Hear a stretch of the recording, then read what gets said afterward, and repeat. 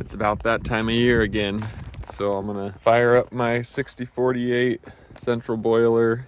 I'll kind of run you guys through the process and show you my system, and hopefully it'll be helpful to somebody. This is our third year using this thing. You would think I would have my lean-to built to keep my wood out of the rain by now, but here we are, unstacked and wet. Pretty much anything burns in these things once the fire's going good. You can throw wet wood in there, which isn't ideal, but you can throw it in there and it'll burn just fine.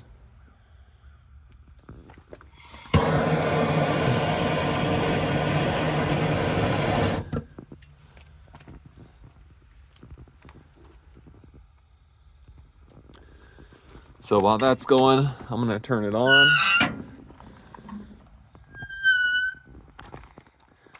It'll show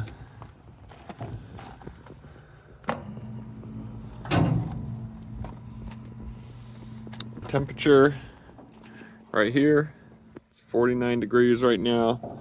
And then the pumping, it's about 40 degrees. And then the return temperature is gonna be a little bit lower. But basically it'll go through, up, and then it goes through the attic. And this is the Thermopex, I believe is what it's called. Yep, there's some Thermopex right there is the product that I used. And I will show you my system inside. So here's what the system looks like inside. We have 3 different zones. The first one here is for the garage. This is for like the master bedroom area, and then this is the rest of the living area on the house. And they're each controlled by a pump, and then a thermostat goes to each one from this box. Anything you see on the white panels, it all came pre-made in a kit from Menards. And then I just hooked the rest of it up, ran the tubing through the concrete and all that. Initially we were heating with this combination boiler, so it was doing our domestic hot water and our radiant heat, but we're on propane out here and we blew through that pretty quick. This kind of drives me crazy, all the mess of tubing, but it works. This is the heat exchanger. So it comes in from the boiler here, and then it just runs through the heat exchanger and runs back out, and that pumps continuously. And then when one of the thermostats calls for heat, it'll run through this mixing valve and then pump it to the zone that's calling for water. The boiler is set to 180 degrees. That's what everybody says is pretty optimal burning temperature for the boiler, but then you're not supposed to run anything over 120 degrees through your concrete. So that's where this mixing valve comes in, and it pulls from the return line and mixes the hot water with some cold water down to 120 degrees. And I also have this set up to where I can flip a few levers here and we could go back to heating with the boiler with propane if we ever needed to. But the wood is so much more efficient and it's free, so I definitely prefer that. I can keep the house and the garage heated for free all winter long, which is awesome. So it's about an hour later and I just came back and checked on it. It's rocking and rolling. One thing that I always forget, and a lot of people jump online and ask in the spring, I don't know if you can see, there's a little bit of water down there at the bottom, and it kind of scares you a little bit at first, but it's just condensation. It happens every time you start the boiler, but it's a little unnerving to see water in the bottom of your firebox when you start the boiler up for the first time of the year. But that's pretty normal. It'll dry up once the water gets up to temperature and there's no condensation.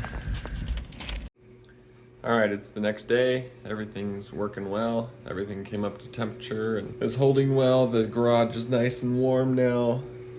It is actually on. I just turned it on so you can see zone 3 is the garage, and the supply temperature, it's going in right about 120 and it's coming back, looks like right about 75.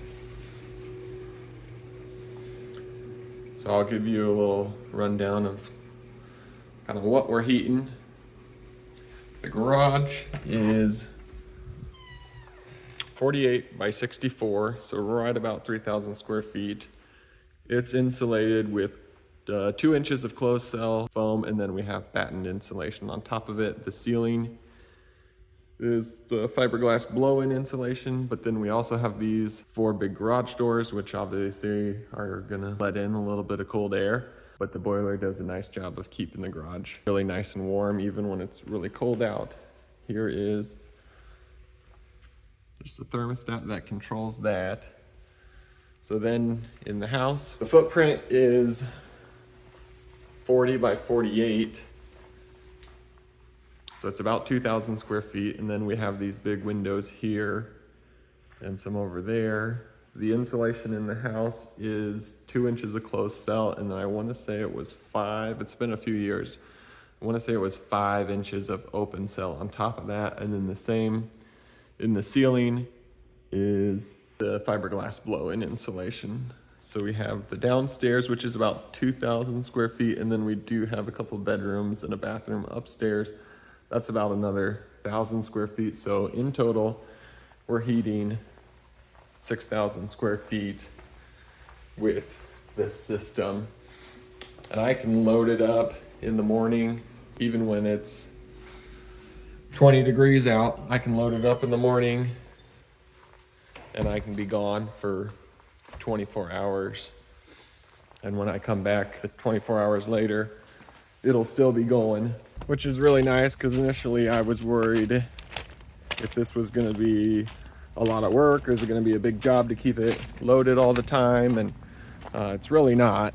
I have my wood right here and it takes about 5 minutes a day just to throw it in there and check on it from time to time.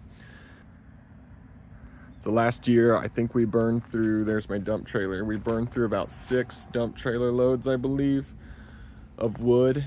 So we're in central Indiana, which it doesn't get crazy cold here like some of the northern states, but it definitely gets chilly from time to time, and this thing does a great job keeping up. I definitely enjoy having it. To some people it might be a lot of work, but I kind of enjoy getting the wood and loading it up. It's kind of fun to me. I don't know, maybe that's weird, but I do enjoy it.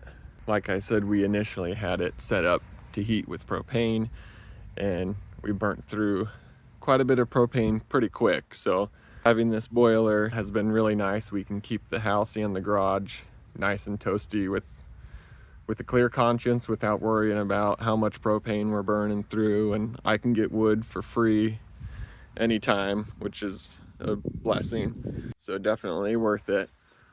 I hope this was helpful to you. If you have any questions or anything, feel free to leave a comment and I'll try to help out as much as possible. Thanks for watching.